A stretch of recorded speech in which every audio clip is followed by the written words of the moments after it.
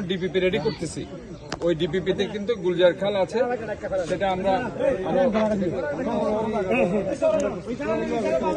মঙ্গলবার সকালে নগরীর রসুলবাগ খাল খনন কর্মসূচি উদ্বোধন করেছে চট্টগ্রাম সিটি কর্পোরেশনের মেয়র ডাক্তার সাদাত হোসেন।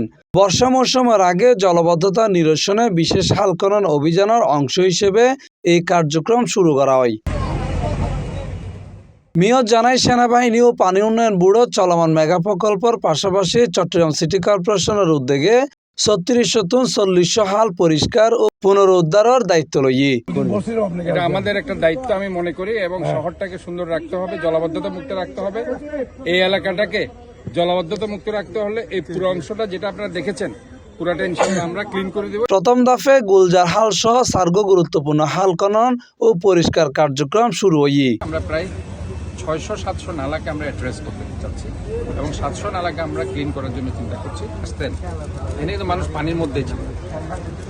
দৃশ্যমান যে রেজাল্টটা গত বছর থেকে মানুষ পেয়েছে 25 সাল থেকে, এবং সেটার জন্য আমি মহান রব্বুল আলমিনের দরবারে শুকরিয়া আদায় করছি যে এই কাজগুলো আমরা করে দিতে পেরেছি মানুষের জন্য, এই বাকুলিয়াবাসীর জন্য, যেটা আমাদের সবচেয়ে সমস্যা ছিল জলাবদ্ধতা, সেটা আমরা কমিয়ে দিতে পেরেছি।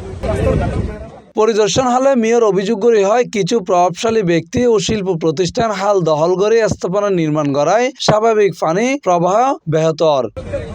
তিনি অবৈধ দখলদারকলের বিরুদ্ধে কঠোর আইনগত ব্যবস্থা লইবের হুঁশিয়ারি দেয়। মানে আমাদের বদ্ধপরিকর হচ্ছে, আমরা অনেক খাল আমাদের আছে যেগুলো 40টার উপরে খাল আছে।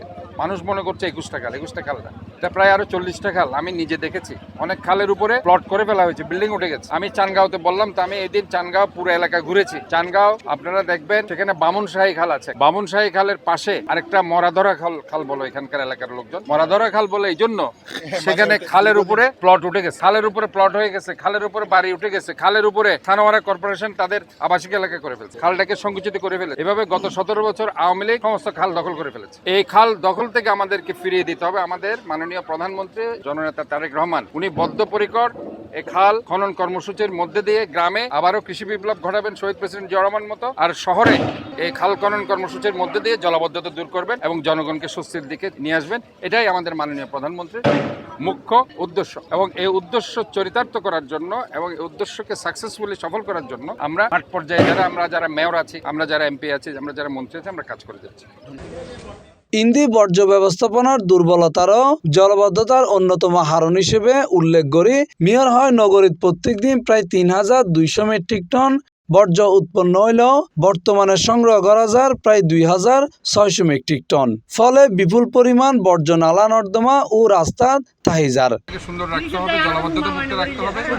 এই এলাকাটাকে জলাবদ্ধতা মুক্ত রাখতে হলে এই পুরো অংশটা যেটা আপনারা দেখেছেন পুরাটা ইনশাআল্লাহ আমরা ক্লিন করে দেব। এই জন্য আজকে আমরা এখানে এসেছি। মেয়রের দাবি, গত কয়েক বছরের বিভিন্ন উন্নয়ন কর্মকাণ্ডের ফলে নগরীর প্রায় 70% জলবদ্ধতা কমিয়েছে। অবশিষ্ট সমস্যা সমাধান হলে কার্যক্রম আরো জোরদার করা হইব। 22, 21, 20 সাল পর্যন্ত এর আগেও মানুষ পানিতে কষ্ট পেত। ইনশাআল্লাহ গত বছর থেকে এই কাজগুলো করার পর থেকে মানুষ অনেক স্বস্তির মধ্যে আছে। তারপরেও আমরা চাই 100% মানুষকে স্বস্তির মধ্যে দিতে। আমরা বারবার বলছি নগরবাসীর সহযোগিতায় ও সম্মিলিত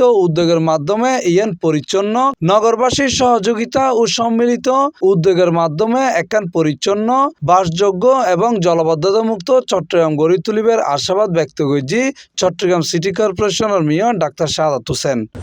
মহেশখাল এবং নাসির খাল, যেটা আপনারা 36 নং ওয়ার্ড গোশালডাঙ্গা, আর একটা হচ্ছে 27 নং দক্ষিণ আগ্রাবাদ, ওটার সংযোগস্থলে যে খালটি আছে ওইখানে আমি যাবো। C+ TV Chittagong.